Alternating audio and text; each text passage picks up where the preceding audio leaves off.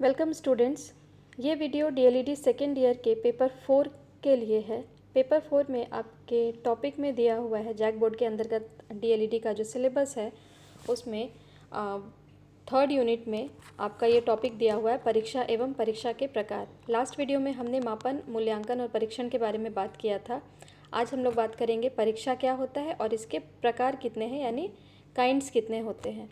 तो सबसे पहले परीक्षा की अगर हम बात करें तो मानव जीवन की परीक्षा जो है वो जन्म के साथ ही शुरू हो जाती है, लेकिन उसे हम अनौपचारिक रूप से कहते हैं। हर छोटी चीज़ में परीक्षा, आप किसी चीज़ को कितना बर्दाश्त कर सकते हैं, आप किसी के साथ कितना तालमेल बिठा सकते हैं, आपको क्या चीज़ कितने अच्छे से सीख सकते हैं, हर चीज़ में अगर देखी जाए तो अनौपचारिक रूप से परीक्षा होती है। लेकिन हम यहाँ पर औपचारिक परीक्षा की बात करेंगे जो हमारे विषय वस्तु के ज्ञान से संबंधित होती है।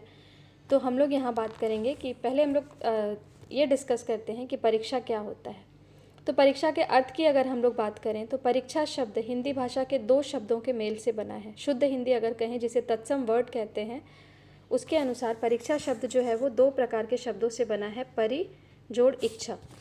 परि का अर्थ होता है चारों ओर, यानी आपके चारों ओर आपके आसपास क्या हो रहा है। परि का अर्थ वो होता है, जैसे परिधि भी हम लोग कहते हैं, परिक्रमा बोलते हैं, ठीक है। तो उसी तरह से परीक्षा में भी परि लगा हुआ है। परि का अर्थ होता है चारों ओर, तथा इच्छा का अर्थ होता है देखना, यानी चारों ओर देखना, अर्थात किसी इंसान को चारों तरफ से यानी हर ओर से देखने के बाद ये निष्कर्ष निकालना कि उसमें कोई कमी तो नहीं है या वह औपचारिक रूप से किसी एक या एक से अधिक मापदंडों पर खरा उतरता है या नहीं, परीक्षा कहलाती है। औपचारिक रूप से कहने का मतलब यहाँ पर ये है कि हम ऑर्गेनाइज्ड वे में एक रूपरेखा तैयार करते हैं, एक स्ट्रक्चर तैयार करते हैं, एक फ्रेमवर्क तैयार करते हैं जिसमें कुछ रूल्स एंड रेगुलेशंस होते हैं जो सबके लिए एक समान होता है, और उस उत्तर के माध्यम से हम अगर किसी विद्यार्थी का मूल्यांकन करते हैं तो वो परीक्षा कहलाती है। शिक्षा के परिणाम स्वरूप बच्चों के व्यवहार में होने वाले परिवर्तन को जांचने की प्रक्रिया को भी हम परीक्षा कहते हैं। बच्चों के व्यवहार में होने वाले परिवर्तन मतलब बच्चों के व्यवहार में ज्ञानात्मक चीज़ें भी आती है, क्रियात्मक चीज़ें भी आती है और भावनात्मक चीज़ें भी आती है, यानी cognitive, motor skills and affective. इन तीनों एस्पेक्ट्स में अगर कोई प्रोग्रेसिव चेंज होता है तो वो हम जांचते हैं किसके माध्यम से, परीक्षा के माध्यम से। परीक्षा यानी किसी भी व्यक्ति के उपलब्धियों को जांचने के औपचारिक तरीके को भी हम परीक्षा कह सकते हैं। अब हम लोग आते हैं, थोड़ा सा और हम लोग डिस्कस करते हैं परीक्षा के बारे में। किसी क्षेत्र में छात्रों की उपलब्धि अथवा योग्यता की जांच के लिए होने वाली प्रक्रिया को हम परीक्षा कहते हैं। किसी भी क्षेत्र में उसकी किसी इंसान की क्या योग्यता है और उसने क्या उपलब्ध किया है या क्या उपलब्ध कर सकता है, हम उसे परीक्षा कहते हैं। इस प्रक्रिया में परीक्षणों की रचना, प्रशासन, परीक्षाओं का संचालन, उत्तर पुस्तिकाओं का मूल्यांकन तथा विभिन्न क्षेत्रों तथा विषयों में छात्रों की उपलब्धि सूचित हो रहती है। यानी जो परीक्षा की प्रक्रिया होती है इसके कुछ रूल्स होते हैं, जिसमें कि परीक्षणों की रचना यानी कैसे हमें उसे स्ट्रक्चर करना है, कैसे ऑर्गेनाइज करना है, वो चीज़ें रहती हैं। प्रशासन, कैसे हमें उसे एडमिनिस्टर करना है, किस तरह से हमें लेनी है परीक्षा। परीक्षाओं का संचालन, किस तरह से हमें संचालन करना है परीक्षा का। परीक्षा होने के बाद उत्तर पुस्तिकाओं का मूल्यांकन, यानी जो बच्चों ने लिखा है आंसर कॉपी में उसको हम लोगों को चेक करना, तथा विभिन्न क्षेत्रों तथा विषयों में छात्रों की उपलब्धि सूचित रहती है। ये परीक्षा में रहता है। परीक्षा की प्रक्रिया के दौरान होने वाले चरण हैं, आप चरण कह सकते हैं इसे। अब हम लोग आते हैं, देखिए बहुत से लोग मापन, मूल्यांकन तथा परीक्षा को एक जैसा समझते हैं। कॉमनली अगर देखा जाए तो बहुत से लोग ये समझते हैं कि मेज़रमेंट, इवैल्यूएशन तथा टेस्टिंग या एग्ज़ाम जो है वो तीनों एक जैसे हैं, लेकिन मूल्यांकन जो है इसमें से सबसे बड़ा पार्ट है। मूल्यांकन सबसे बड़ा पार्ट है। मापन जो है वो मूल्यांकन का एक भाग है और परीक्षा मापन की एक प्रवृत्ति है, ठीक है। नॉट प्रवृत्ति, इट इज़ प्रविधि होगा, यहाँ पे प्रवृत्ति है, प्रवृत्ति भी चलेगा। यानी मूल्यांकन का एक पार्ट होता है मापन, और मापन करने के चूँकि बहुत सारे तरीके होते हैं। एग्ज़ाम द्वारा भी आप मापन कर सकते हैं, ऑब्जर्वेशन यानी आकलन द्वारा भी आप मापन कर सकते हैं, इंटरव्यू द्वारा भी आप मापन कर सकते हैं। तो इन सारी विधियों में के यानी मापन, परीक्षा भी जो है वो मापन की एक विधि है। इन सारी विधियों में एक परीक्षा भी आती है, इसलिए परीक्षा को हम मापन की एक प्रविधि या विधि कह सकते हैं।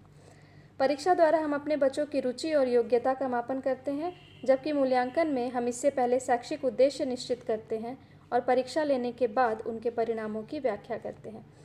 परीक्षा में हम क्या करते हैं, इंटरेस्ट और एबिलिटी जो होता है बच्चे का वो हम लोग सिर्फ जानते हैं, जबकि मूल्यांकन में क्या होता है कि हमारा प्री डिटरमाइंड कुछ ऑब्जेक्टिव्स होते हैं, हम लोग पहले से कुछ ऑब्जेक्टिव्स निर्धारित कर दिए रहते हैं और उन ऑब्जेक्टिव्स को पूरा करने के लिए हम अलग अलग तरह की परीक्षाएं लेते हैं या मापन की प्रणाली अपनाते हैं और इन सारी चीज़ों को ध्यान में रखते हुए जो ओवरऑल हमारा रिजल्ट निकलता है उससे हम बच्चों का मूल्यांकन करते हैं। इसलिए कभी भी मूल्यांकन और परीक्षण को सेम ना समझें।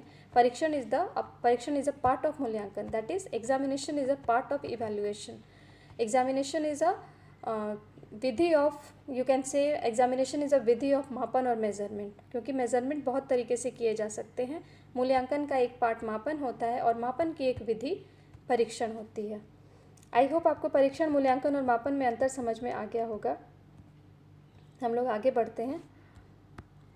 अब परीक्षा के प्रकार की बात करें, अगर ब्रॉडली हम लोग बात करें तो परीक्षा के मुख्यतः 3 प्रकार होते हैं: लिखित परीक्षा, मौखिक परीक्षा और प्रायोगिक परीक्षा। लिखित परीक्षा यानी जो हम लोग लिख कर देते हैं वो परीक्षा, मौखिक परीक्षा है जिसमें इंटरव्यू, साक्षात्कार आदि आते हैं वो हो गए, और प्रायोगिक परीक्षा जब आप एक्सपेरिमेंटली किसी चीज़ को प्रूव करते हैं, दैट इज़ कॉल्ड प्रायोगिक या एक्सपेरिमेंटल एग्जामिनेशन,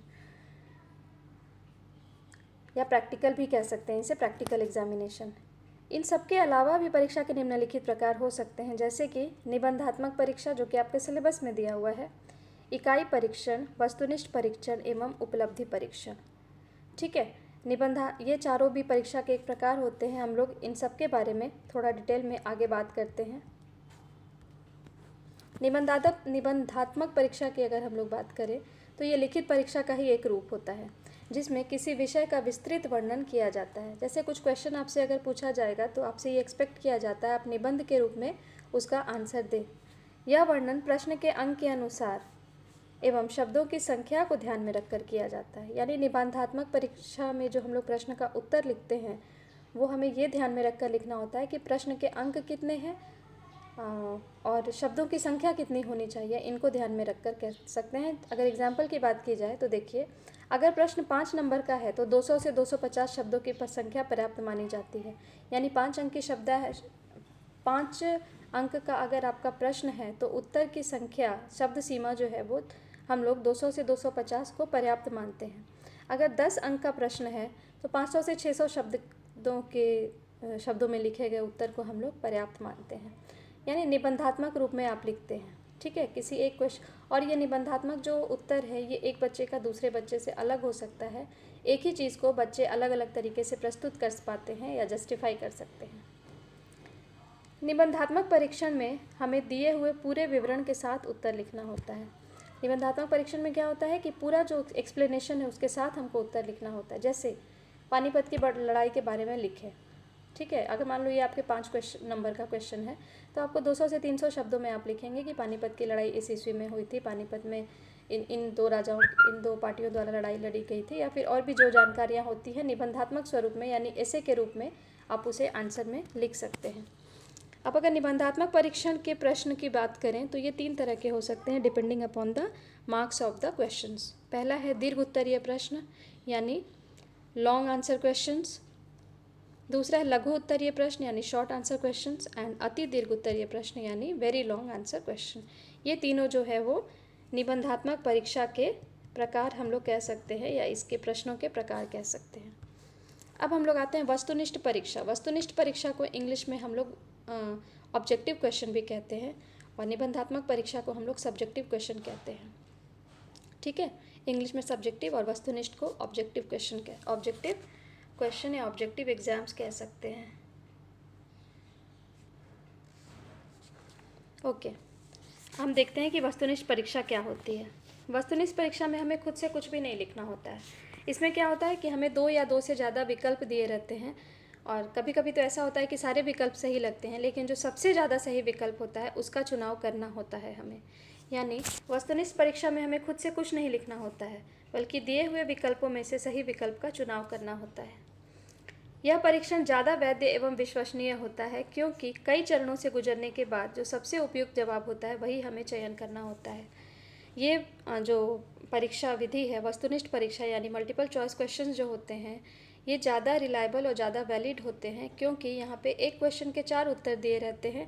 कभी कभी चारों उत्तर सही लगते हैं, लेकिन उन चारों में से हमें फ़िल्टर करके सबसे सही जो उत्तर होता है, सबसे अप्रोप्रिएट जो आंसर होता है, एग्जैक्ट जो आंसर होता है, वो हमें चूज़ करना पड़ता है। इसलिए ये जो आंसर होता है, ये जो परीक्षा की विधि होती है, ये ज़्यादा रिलायबल होती है कंपेयर टू सब्जेक्टिव क्वेश्चंस और सब्जेक्टिव एग्जामिनेशन। इस परीक्षण विधि में कम समय में ज़्यादा प्रश्नों का सटीक हल निकलता है। इसमें क्या है कि 100 क्वेश्चंस के लिए भी हम 100 मिनट दे सकते हैं, यानी आपको सिर्फ टिक करना ही होता है। तो इसके लिए हमें ज़्यादा तैयारी की ज़रूरत पड़ती है, ज़्यादा डीप स्टडी करनी पड़ती है, किसी चीज़ के बारे में ज़्यादा डीप कॉन्सेप्ट रखना पड़ता है हमें, तभी हम ऑब्जेक्टिव क्वेश्चंस का आंसर सही तरीके से दे सकते हैं। आजकल लगभग सभी प्रतियोगी परीक्षाओं में वस्तुनिष्ठ परीक्षण विधि का ही प्रयोग किया जाता है। ये वीडियो, आज का जो वीडियो था हमारा, मेनली कि परीक्षा क्या है और परीक्षा के प्रकार कितने हैं उसके बारे में थी।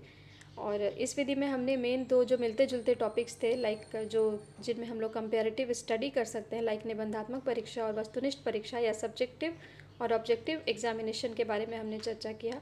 नेक्स्ट विधि में हम बचे हुए 2 टॉपिक्स के बारे में, नेक्स्ट वीडियो में हम लोग बचे हुए 2 टॉपिक जो कि इकाई परीक्षण एवं उपलब्धि परीक्षण से संबंधित हैं, उनके बारे में चर्चा करेंगे। आज का आपका असाइनमेंट भी इसी से रिलेटेड होगा, यानी आपको वस्तुनिष्ठ परीक्षा एवं निबंधात्मक परीक्षा में अंतर लिखना है। इंग्लिश वालों को सब्जेक्टिव एंड ऑब्जेक्टिव क्वेश्चंस में, सब्जेक्टिव एंड ऑब्जेक्टिव एग्जामिनेशन के बीच में एटलीस्ट 5 डिफरेंसेस मुझे लिख के दिखाने हैं। कोई डाउट हो तो आप मुझसे पूछ सकते हैं। Thank you.